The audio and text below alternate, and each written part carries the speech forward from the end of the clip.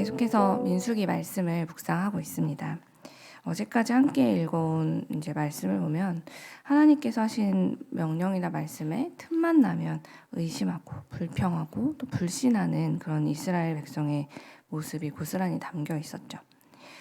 그들은 툭하면 이집트에서 살 때가 좋았다 라면서 노예 생활, 과거의 노예 생활을 미화했고 또 자신들을 여기까지 인도하신 하나님과 모세를 아주 대놓고 원망하기 일쑤였습니다. 아마 성경을 전혀 모르는 부분들이 이 부분만 읽는다면 이스라엘이라는 민족이 하나님이라는 신에게 되게 크게 당했나 봐라고 오해해도 이상하지 않을 정도로 하나님을 향한 원망과 불신이 곳곳에 굉장히 가득했던 걸 우리가 볼 수 있어요. 하나님께서는 분명 이스라엘을 자기 백성으로 삼으셨고 또 구원할 것이다 라고 하신 그 약속을 내내 지키고 계셨습니다. 이스라엘은 사실 이전에 하나님께서 이들을 구원해 내시기 이전에는 자신들의 권리가 무엇인지 또 자유라는 게 무엇인지 전혀 알지 못하는 존재로서 그 노예로서 살아왔는데요. 그랬던 그들을 하나님은 구원해 내시려고 저 망망한 바다의 문까지도 열어서 단 한 사람도 다치지 않도록 그들을 지켜내시고 구원해 주셨죠. 그렇게 하나님은 이스라엘의 하나님이 되어주셨습니다. 그런데 이렇게 큰 은혜를 입은 당사자인 이스라엘 백성들은 이 하나님의 마음을 전혀 헤아리지 못한 채 다른 편에 서 있었어요.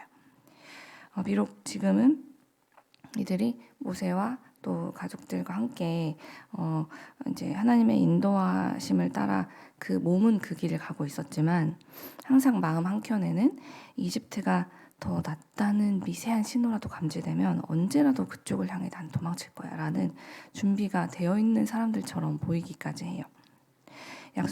약속의 땅이라는 곳을 향해 사람들과 함께 떠밀려 가면서도 자꾸만 뒤를 돌아보면서 이집트가 어디였지를 돌아보고 한쪽 다리를 마치 하나님의 반대편인 저 이집트를 향해서 언제든 달려갈 준비를 하고 있는 사람들처럼 이렇게 항상 하나님과 이집트를 향해 반반씩 그 마음을 나눴던 이스라엘의 마음은 결국 틈만 나면 하나님을 향한 불신으로 드러나고 있었고 그 결과 하나님께 자꾸 반란을 일으키고 반역함으로 이제 이들은 40년이라는 긴 시간을 광야에서 보내기도 하게 됩니다. 그런데 그러던 중에 오늘 우리가 읽은 15장의 내용을 이제 우리가 마주하게 되었는데요.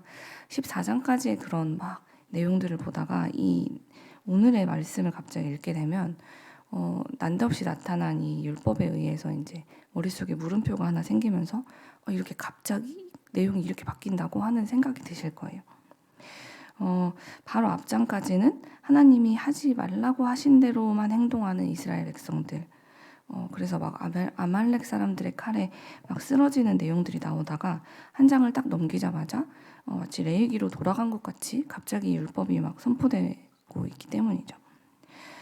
우선 갑작스럽게 율법이 선포되기도 하지만 그 내용도 사실 이스라엘 백성들이 장차 가나안 땅, 하나님이 약속하신 약속의 땅에 들어가면 지켜야 될 제사법에 대한 내용들이잖아요. 제사법은 이미 앞서 레위기에서 충분히 이미 설명되었다고 생각이 될 텐데 굳이 아직 언제 도착할지도 모르는 그 약속의 땅에 들어가며 지킬 율법을 이렇게 앞서 읽었던 레위기에서 그때 배웠던 내용에 추가까지 해서 완성도를 더 높인 상태로 지금 이 시점에 이들에게 주님이 가르쳐 주신 이유가 무엇일까? 도대체 이스라엘 백성들이 지금 안 그래도 힘든 광야 생활을 하는데 그 광야 생활의 레벨을 더 높이시려고 하나님이 선택하신 지능적인 회초리인가 하는 생각이 드실 수도 있을 텐데 그렇지 않습니다. 하나님은 죄를 눈 감아주지 못하는 공의로운 하나님이시기도 하지만 우리가 잘 알다시피 하나님은 사랑의 하나님이시죠. 그렇기 때문에 하나님께서 이스라엘 백성들을 바라보실 때 그들 가운데 죄가 가장 가득해 보이는 이 시점에 가나안 땅에 들어가서 지켜야 될 이 율법을 이때 가르쳐 주신 이유가 무엇일까? 저는 그게 너무 궁금했고 그래서 묵상하던 중에 이런 마음이 들었어요.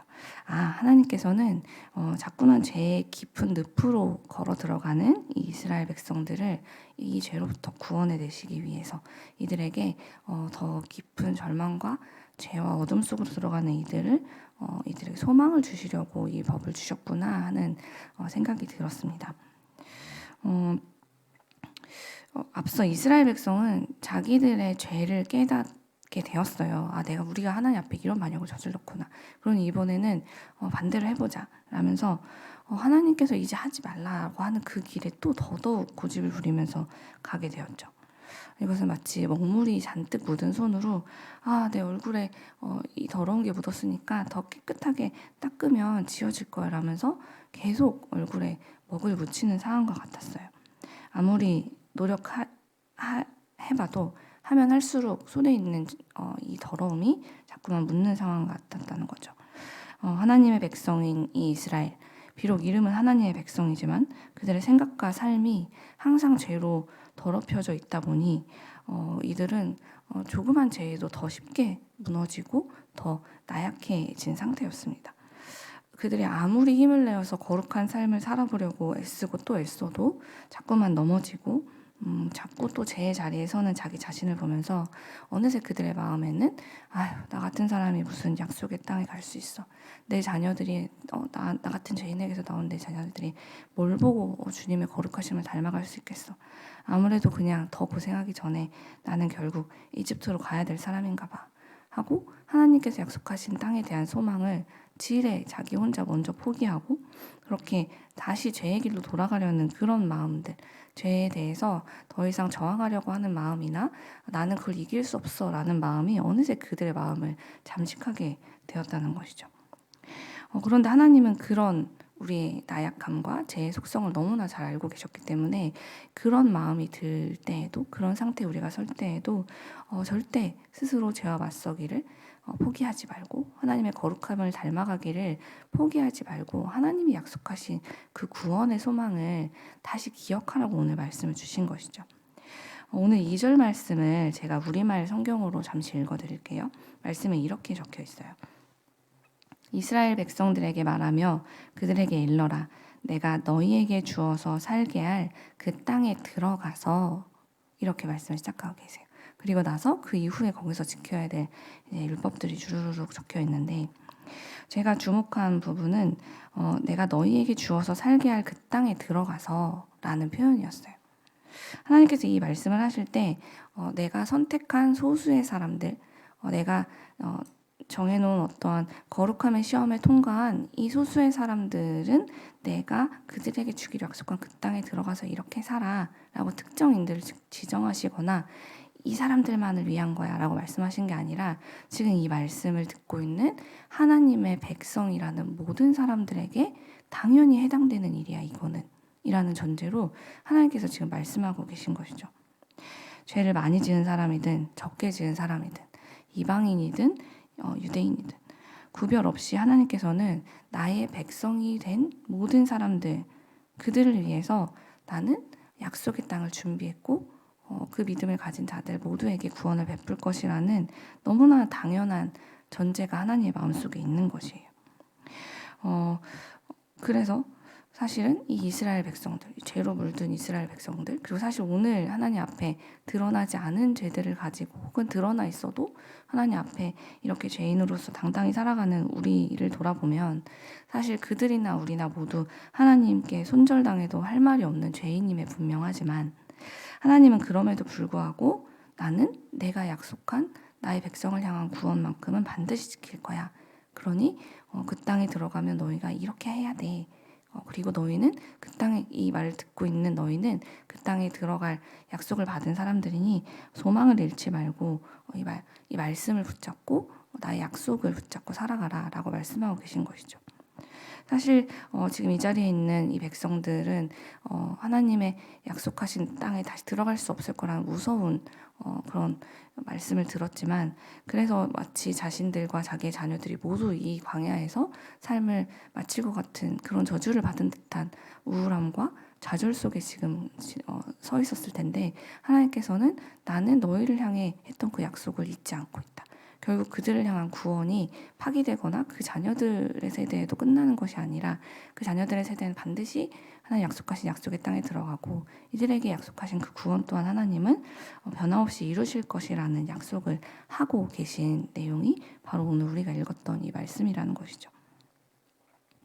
그러므로 사랑하는 여러분, 우리 또한 믿음 생활을 하며 살아가면서 나 자신에게 실망하고 이런 나로부터 도대체 어떤 선한 것이 나올 수 있을까? 내가 정말 하나님의 그 약속이 나에게 이루어지기에 합당한 사람인가? 라면서 스스로를 굉장히 정죄하기도 하고 또 그래서 믿음의 길을 계속 걸어가는 것을 나는 더 안 돼. 역시 난 또 무너졌어. 3일도 안 돼서 하나님과 한 약속을 또 이렇게 지키지 못했어 하면서 자신의 부족함을 뼈저리게 느낄 때일수록 자꾸 넘어지고 그래서 이 믿음으로 살아가는 것을 포기하고 싶은 마음이 우리 안에 자꾸만 들어올 때가 있어요.